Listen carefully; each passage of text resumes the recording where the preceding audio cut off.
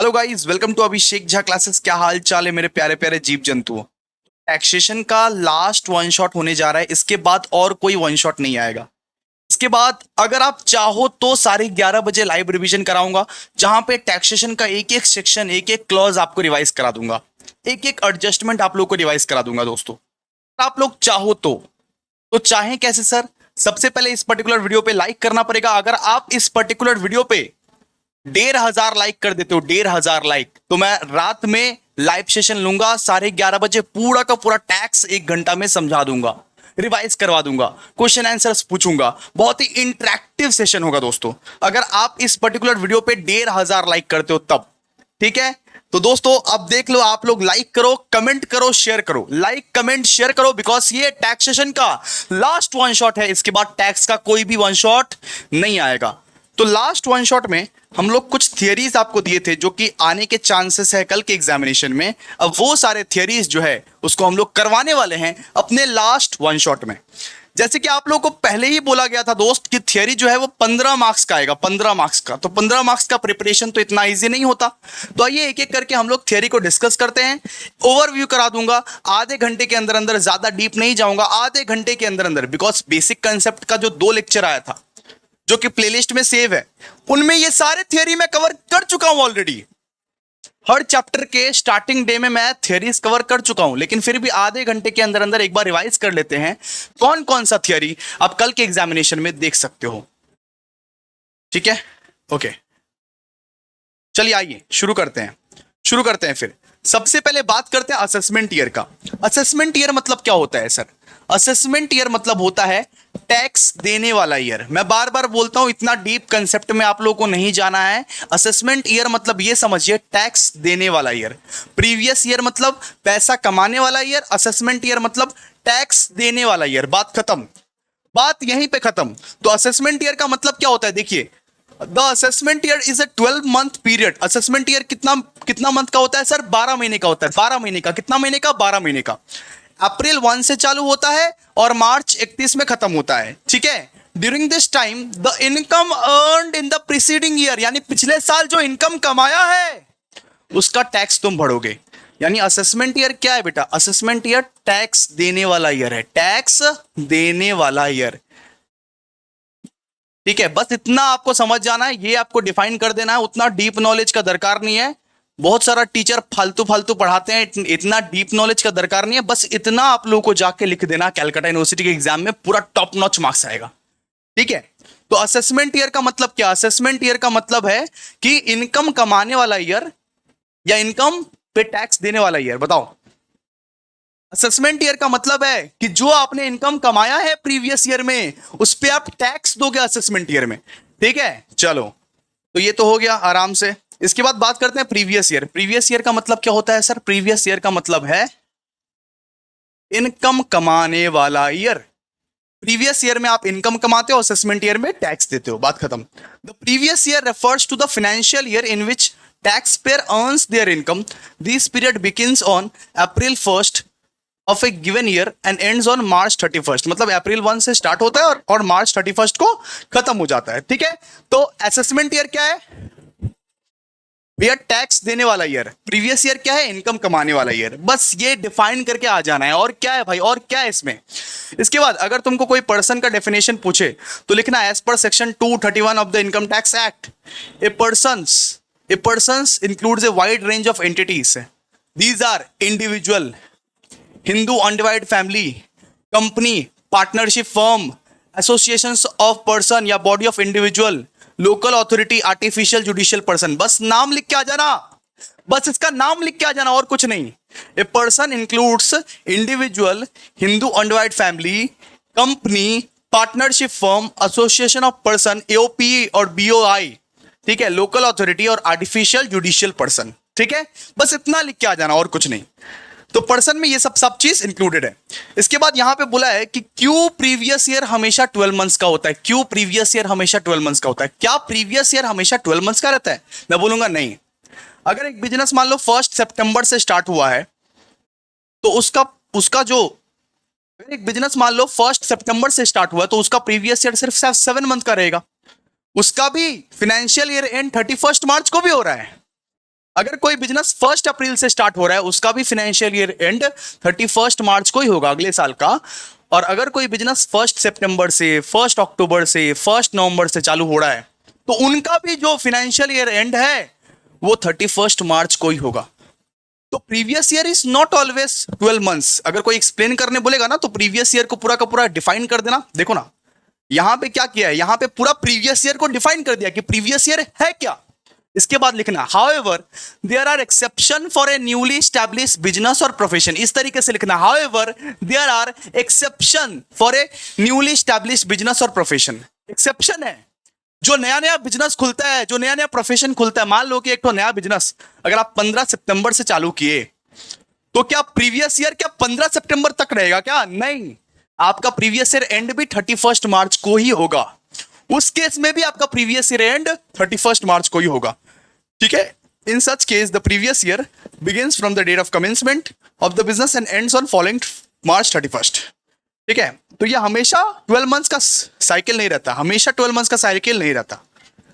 Okay, कुछ exception भी है उसमें।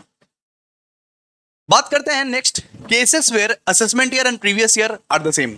कौन कौन से केसेस में असेसमेंट ईयर और प्रीवियस ईयर सेम रहता है? कौन कौन से केसेस में आपको प्रीवियस ईयर में ही टैक्स भरना पड़ता है, मतलब जिस साल तुम पैसा कमाओगे उसी साल तुमको टैक्स भरना पड़ेगा। कौन कौन सा केसेस में जिस साल तुम पैसा कमाते हो उसी साल तुमको टैक्स भरना पड़ता है? कुछ ऐसे केसेस है जिस साल आप पैसा कमाते हो उसी साल आपको टैक्स भरना पड़ता है। सबसे पहला person India living India permanently.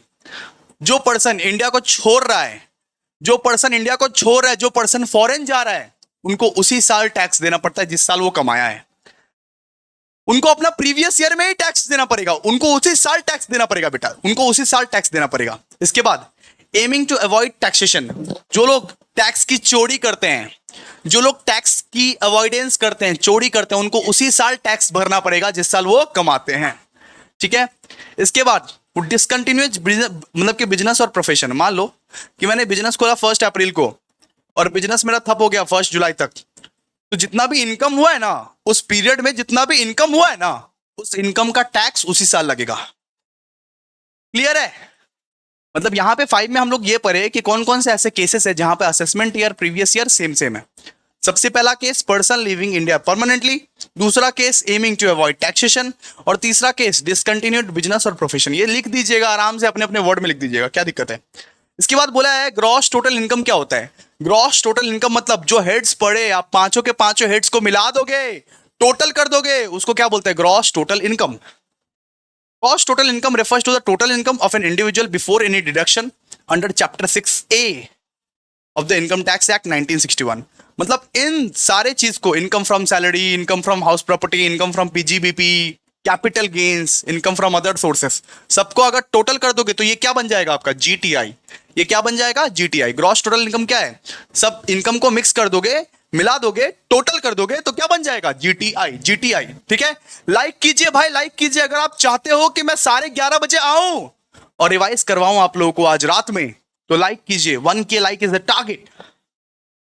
हर एक प्रोविजन, हर एक चैप्टर से मैं रिवाइज करा दूंगा आप लोगों को।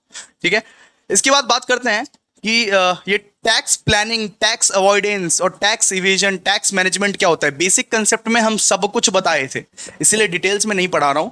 टैक्स प्लानिंग मतलब क्या होता है दोस्तों? टैक्स प्लानिंग मतलब आप लीगल एंड एथिकल प्रोसेस से अपना टैक्स को सेव कर रहे हो, बचा रहे हो। आप लीगल प्रोसेस से, आप एथिकल प्रोसेस से अपना टैक्स को बचा रहे हो। मतलब लीगल तरीके से, जो लीगल है उस तरीके से आप टैक्स को सेव कर रहे हो, अपना टैक्स को सेव कर रहे हो। जैसे प्रोविडेंट फंड हो गया, जैसे क्लेमिंग डिडक्शन अंडर एटीसी हो गया, जैसे मैं मान लो 2.5 लाख का एफडी करा दिया, उससे मेरे को एग्जेम्पशन मिल गया टैक्स का। मतलब लीगल तरीके से अगर आप टैक्स को बचाते हो तो आप टैक्स प्लानिंग करते हो। ठीक है, अगर आप लीगल तरीके से, आप framework with in the law में रह के, आप लॉ रूल्स रेगुलेशंस में रह के आप लीगल तरीके से अगर टैक्स बचाते हो, उसको बेटा हम लोग क्या बोलते हैं? Tax planning. लीगल तरीके से टैक्स बचाते हो। टैक्स प्लानिंग का मतलब क्या हो गया भैया? लीगल तरीके से आप टैक्स बचा रहे हो। टैक्स अवॉइडेंस का मतलब क्या हो गया सर? टैक्स अवॉइडेंस का मतलब है ये जो लूप होल्स है ना, लूप होल्स, ये जो टैक्स लॉज है, इतना जो टैक्स लॉ है भाई, टैक्स भी एक लॉ है, टैक्स एक महासागर है। उसके लूप होल्स का, उसके गलतियों का आप फायदा उठा रहे हो, उसके गलतियों का आप फायदा उठा रहे हो, और इससे इसमें ना सजा होती है। इसमें आपको सजा हो भी सकती है, नहीं भी हो सकती है। इसमें आपको सजा हो भी सकती है, अगर कभी पकड़ लिए गए तो सजा होगी, सिंपल सा बात है। क्लियर है? तो सिंपल सा बात है, टैक्स अवॉइडेंस का मतलब क्या है? लूप होल्स का फायदा उठाना। जैसे हर्षद मेहता ने क्या किया था स्कैम 1991 में, स्कैम 1991 कोई देखा होगा, तो उसने तो लूप होल्स ही उठाया था ना, जो बैंकिंग सेक्टर का लूप होल्स है उसका फायदा उठाया था। तो टैक्स लॉस में जो इतनी गलतियां है, इतनी सारी गलतियां अभी भी है, महासागर जो है टैक्स लॉ, उसमें कुछ कुछ गलतियां है, उस गलतियों का आप फायदा उठाते हो, उसको बोलते हैं बेटा टैक्स अवॉइडेंस, उसको बोलते हैं टैक्स अवॉइडेंस। अब टैक्स इवेशन क्या होता है सर? टैक्स इवेशन मतलब होता है टैक्स की चोरी। सरेआम आप चोरी कर रहे हो, सरेआम आप फॉल्स इंफॉर्मेशन दे रहे हो, फिर तो भाई जेल जाना पक्का है तुम्हारा, फिर तो फाइन देना पक्का है। ठीक है? तो टैक्स इवेशन मतलब क्या होता है? टैक्स की चोरी, और कुछ नहीं। तो tax evasion is illegal and fraudulent practice where tax payer deliberately avoiding paying taxes by suppressing income, अपना इनकम को छुपा के टैक्स को पे करता है। ये एक पनिशेबल ऑफेंस है। ये क्या है? ये एक पनिशेबल ऑफेंस है। It is a punishable offence.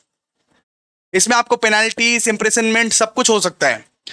तो टैक्स इवेजन मतलब क्या है? आप खुलेआम टैक्स की चोरी कर रहे हो, खुलेआम टैक्स की चोरी कर रहे हो, आप फॉल्स इंफॉर्मेशन दे रहे हो। तो इसमें क्या होता है? इसमें आपको पेनाल्टीज देनी पड़ती है, जेल जाना पड़ सकता है, पनिशमेंट मिलता है इसमें। ठीक है? ओके। और टैक्स मैनेजमेंट क्या है? टैक्स मैनेजमेंट मतलब टैक्स रिलेटेड मैटर्स को इफेक्टिवली मैनेज करना। जितने भी टैक्स रिलेटेड मैटर्स है, जितने भी टैक्स रिलेटेड बात है, जैसे filing of returns, record keeping, compliance, legal obligation, सब चीज को इफेक्टिवली मैनेज करना। जितना भी टैक्स रिलेटेड काम है आप इफेक्टिवली मैनेज करते हो, उसको क्या बोलते हैं? उसको हम लोग बोलते हैं यहाँ पे टैक्स मैनेजमेंट। उसको हम लोग क्या बोलते हैं? Tax management. अब यहाँ पे फाइनेंशियल ईयर का मतलब क्या होता है?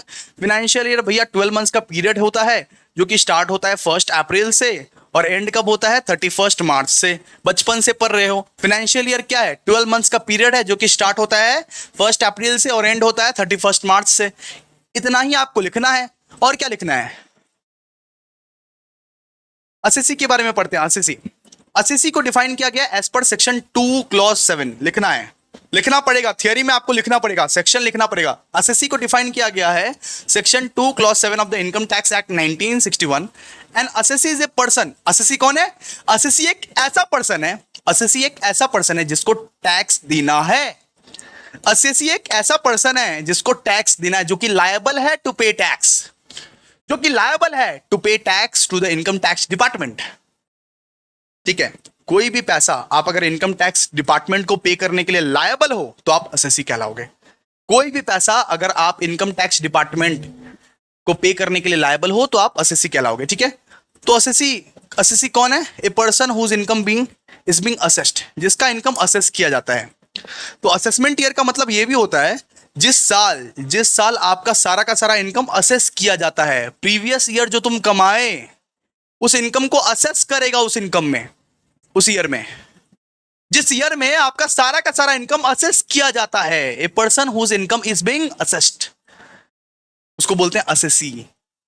ठीक है? जिसका इनकम को चेक किया जाएगा, असेस किया जाएगा कि ये टैक्स बढ़ा है या नहीं बढ़ा है। ठीक है? ए पर्सन लायबल टू पे इंटरेस्ट, पेनाल्टीज और other sums under the act. Clear है? मतलब सिंपल सा बात है, एक ऐसा पर्सन जो कि इंटरेस्ट, पेनाल्टीज या दूसरे अमाउंट्स के लायबल है, इनकम टैक्स को पे करेगा, उसको हम लोग क्या बोलेंगे? असेसी। ठीक है? A representative of a person who is no longer alive. The term assessee covers individuals. सुनो ना, एक असेसी में कौन कौन आता है? इंडिविजुअल आता है, कंपनी आता है, फर्म आता है, अदर एंटिटीज आता है, सब कोई आता है, सब कोई आता है। एक असेसी में कौन कौन कवर होता है?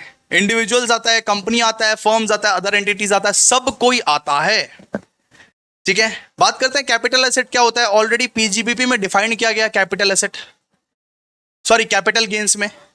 ऑलरेडी कैपिटल गेन्स में डिफाइन किया गया कैपिटल एसेट क्या होता है। कैपिटल एसेट्स में land and building, share, bonds, patent, trademark, सब कुछ, जितना भी प्रॉपर्टी तुम्हारे पास है, जितना भी प्रॉपर्टी तुम्हारे पास है, टेंजेबल हो या इनटेंजेबल हो, कुछ भी हो, वो कैपिटल एसेट्स में आता है, वो कैपिटल एसेट्स में आता है। ठीक है?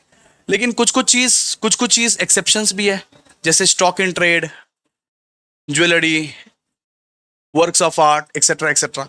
ठीक है, इसको हम लोग क्या बोलते हैं, इसको हम लोग बोलते हैं कैपिटल असेट्स।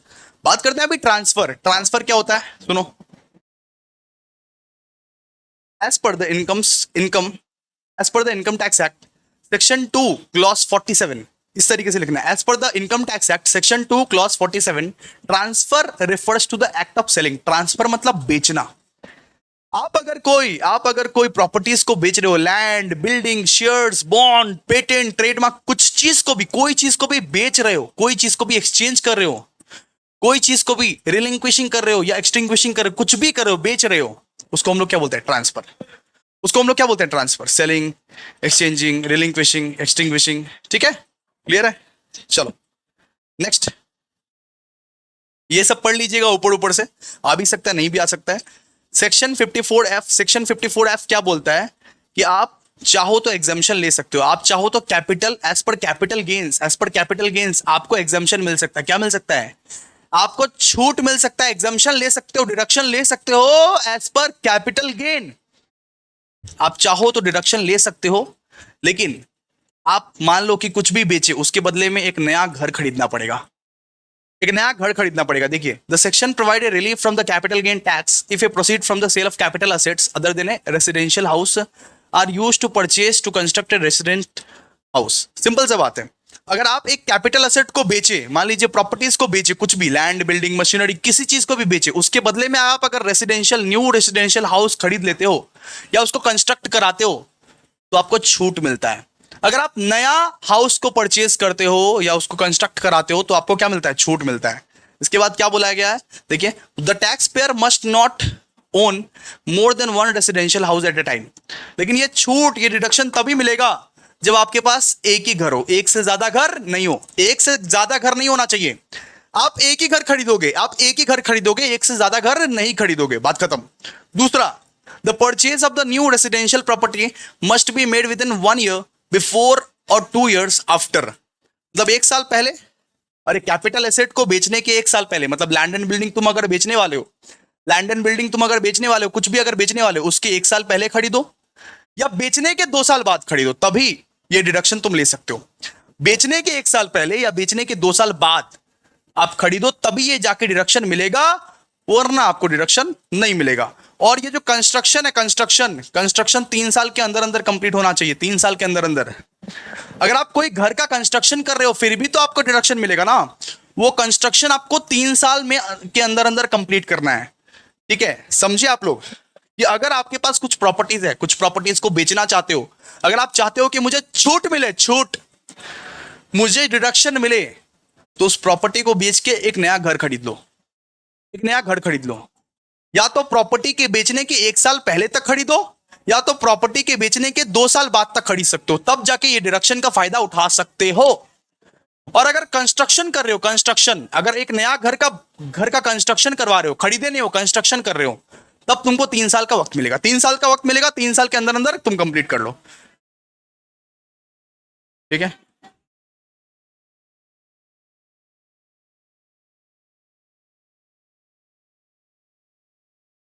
ओके। बात करते हैं सेक्शन 54B का।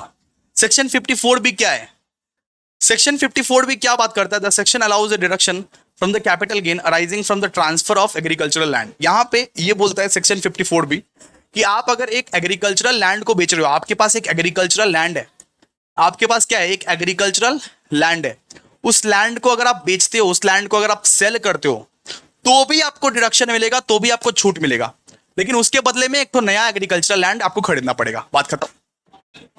अगर आप एक एग्रीकल्चरल लैंड को खरीद बेचते हो, अगर आप एक एग्रीकल्चरल लैंड को बेचते हो, उसके बदले में एक नया एग्रीकल्चरल लैंड को खरीदते हो, तो आपको कोई भी टैक्स नहीं देना पड़ेगा कैपिटल गेन्स के अंडर, कोई भी टैक्स नहीं देना पड़ेगा, आपको छूट मिल जाएगा। ठीक है, आपको डिडक्शन मिल जाएगा। तो the land sold must have been used for the agricultural purpose by the tax payer और their parents for at least 2 years before the transfer. मतलब सीधा सा बात है, लैंड जो है एग्रीकल्चरल पर्पस का होना चाहिए। ठीक है, लैंड जो है वो एग्रीकल्चरल पर्पस का होना चाहिए, या तो उसका खुद का होना चाहिए, या तो उसका माता पिता का होना चाहिए, for at least 2 years before transfer, मतलब 2 साल पहले तक। ठीक है, चलिए इसके बाद द अच्छा, यहां पे क्या लिखा हुआ है? तो the purchase of new agricultural land must be made with in 2 years। यहां पे ये बोला गया है कि बेचने के, अगर एग्रीकल्चरल लैंड आप बेच दो, उसके बेचने के 2 साल के बाद तक, 2 साल के बाद तक आप परचेस करो, 2 साल के बाद तक आप न्यू एग्रीकल्चरल लैंड परचेस करो, ठीक है। बेचने के 2 साल के बाद तक आप खरीद सकते हो, तब जाके ये वैलिडिटी है, वैलिड है कैपिटल गेन्स का, ठीक है। इफ द री invested amount is less than the capital gains, अगर री इन्वेस्टेड अमाउंट, जितना भी इन्वेस्ट कियो वो कम है कैपिटल गेन्स, तो री इन्वेस्टेड पोर्सन एग्जेम्प्टेड है, अदरवाइज फुली एग्जेम्पशन है। सुनो, मान लो कि कैपिटल री इन्वेस्टेड अमाउंट जो है, आप 1 लाख का इन्वेस्ट कियो, 2 लाख का मान लो कि आपको, 2 लाख का मान लो लैंड था आपका, 2 लाख का लैंड था आपका, और 2 लाख का लैंड को आप सेल करके 1 लाख का लैंड खरीदे हो, तो 1 लाख पर एग्जाम्पशन मिलेगा। 2 लाख का आपका जमीन था, 2 लाख का आपका एग्रीकल्चरल लैंड था पुराना वाला, उसको बेच के आपने 1 लाख का एग्रीकल्चरल लैंड खरीदे हो, तो 1 लाख का डिडक्शन मिलेगा आपको, ठीक है। लेकिन आप 2 लाख का बेच के, 2 लाख का बेच के आप 3 लाख का खरीदे हो या 2 लाख का खरीदे हो, तो आपको फुली एग्जाम्पशन मिलेगा, ठीक है। 2 लाख का एग्रीकल्चरल लैंड को बेच के अगर आप 2 ही लाख का खरीदे हो नया वाला, तो आपको फुल एग्जाम्पशन मिलेगा। क्लियर है?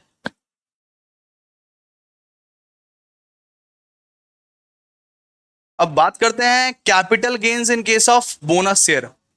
बोनस शेयर जिस जिसको भी मिलता है ना, बोनस शेयर एक एग्जिस्टिंग शेयर होल्डर को मिलता है। मान लो एक कंपनी में मैंने पैसा लगाया, एक कंपनी में मैं बहुत शेयर खरीदता हूं, बहुत शेयर खरीदता हूं, बहुत शेयर खरीदता हूं, तो मेरे को ना बोनस में कुछ शेयर गिफ्ट मिल जाएगा, बोनस में कुछ शेयर गिफ्ट मिल जाएगा। तो बोनस शेयर पे ना कभी भी कोई टैक्स नहीं लगता। इसका जो कॉस्ट ऑफ एक्वाजिशन है ना, वो नील है। इसका कॉस्ट ऑफ एक्वाजिशन क्या है? नील है। Capital gains arising from sale of bonus share are calculated based of the following. कैसे? देखो, सबसे पहले कॉस्ट ऑफ एक्वाजिशन निकालेंगे। इसका bonus share are issued to the existing share holder at free of cost, तो the cost of acquisition हमेशा इसका नील रहेगा। बोनस शेयर पर कोई भी कॉस्ट ऑफ एक्वाजिशन हम लोग नहीं निकालेंगे, कॉस्ट ऑफ एक्वाजिशन हम लोग नहीं निकालेंगे, ठीक है। एंड कैपिटल गेन का कैलकुलेशन कैसे करेंगे? When bonus share are sold the entire sale proceeds are treated as capital gain since the cost of acquisition are 0, ठीक है। बात करते हैं 5 income which are taxable under income from other sources. कौन से ऐसे 5 इनकम है, कौन से ऐसे 5 इनकम है जो कि टैक्सेबल है इनकम फ्रॉम अदर सोर्सेस के अंदर? कौन से ऐसे 5 इनकम है जो कि टैक्सेबल है इनकम फ्रॉम अदर सोर्सेस के अंदर? सबसे पहला इनकम डिविडेंड इनकम, चाहे डिविडेंड फ्रॉम इंडियन कंपनी हो चाहे डिविडेंड फ्रॉम फॉरेन कंपनी हो, वो टैक्सेबल किस में है? इनकम फ्रॉम अदर सोर्सेस में। इंटरेस्ट ऑन बैंक डिपॉजिट और फिक्स डिपॉजिट, वो टैक्सेबल किस में है? इनकम फ्रॉम अदर सोर्सेस में। अगर लॉटरी से जीते हो, गेम से जीते हो, या कंपटीशन से जीते हो, या सट्टाबाजी करते हो, तो वो टैक्सेबल किससे है? इनकम फ्रॉम अदर सोर्सेस से, ठीक है। गिफ्ट रिसीव्ड या rental income from unused land, ये सब सारा इनकम्स जो है, ये सब सारा इनकम आईएफओएस के अंदर आता है, आईएफओएस के अंदर, आईएफओएस के अंदर, यानी इनकम फ्रॉम अदर सोर्सेस के अंदर टैक्सेबल है, ठीक है। लास्ट क्वेश्चन कि कौन कौन सा इनकम जो ऐसा है, कौन कौन सा इनकम ऐसा है जिसपे टैक्स नहीं लगता, कौन कौन सा इनकम ऐसा है जिसपे टैक्स नहीं लगता, जिसपे टैक्स नहीं लगता। 5 ऐसा इनकम जिसपे टैक्स लगता ही नहीं है। सबसे पहला income agricultural income, agricultural income. दूसरा इनकम, अगर आप प्रोविडेंट फंड के इनकम कमाते हो, प्रोविडेंट फंड का जो इनकम कमाते हो, प्रोविडेंट फंड से जो इनकम मिलता है वो फुली एग्जेम्प्ट है, फुली एग्जेम्प्ट, उस पर कोई भी टैक्स नहीं लगेगा, ठीक है। फिर तीसरा, गिफ्ट रिसीव्ड फ्रॉम रिलेटिव, अगर रिलेटिव से कोई भी गिफ्ट मिला है आपको, रिलेटिव से कोई भी गिफ्ट मिला है, कोई भी गिफ्ट मिला है, ठीक है, और वो 5,000 से कम का है, 5,000 से कम का, ठीक है, 5,000 से कम का, तो उस पर कोई भी टैक्स नहीं लगेगा। लेकिन आपका रिलेटिव बहुत क्लोज है, मम्मी पापा भाई बहन है मान लीजिए, तो उस पर पूरा का पूरा एग्जाम्पशन है, पूरा का पूरा एग्जाम्पशन। क्लोज रिलेटिव है तो पूरा का पूरा एग्जाम्पशन, ओके। फिर dividend income, scholarship for education, इस पे आपको टैक्स नहीं लगता है, ठीक है, फुली एग्जाम्प्ट है, फुली एग्जाम्प्ट है। ये सब सारा इनकम्स जो है, ये सब सारा इनकम्स जो है फुली एग्जाम्प्ट है, इस पे कोई भी टैक्स नहीं लगेगा, इस पे कोई भी टैक्स नहीं लगेगा। तो दोस्तों, टैक्सेशन का थियरी भी हम लोग बहुत आराम से कर लिए, ये लास्ट वन शॉट भी हम लोग बहुत आराम से कर लिए। अब लाइक आप लोग कीजिए 1,500 लाइक, 1,500 लाइक होना चाहिए भाई आज, अगर आप चाहते हो कि थियरी का मैराथन आए आए आए। Thank you so much guys, thank you so much, thank you so much for your support, thank you so much for your love. एक कमेंट कर दीजिएगा, लाइक कर दीजिएगा, शेयर कर दीजिएगा। Thank you so much. अब कल मिलते हैं कंज्यूमर बिहेवियर, कल मिलते हैं इंफॉर्मेशन सिस्टम के साथ। Thank you so much.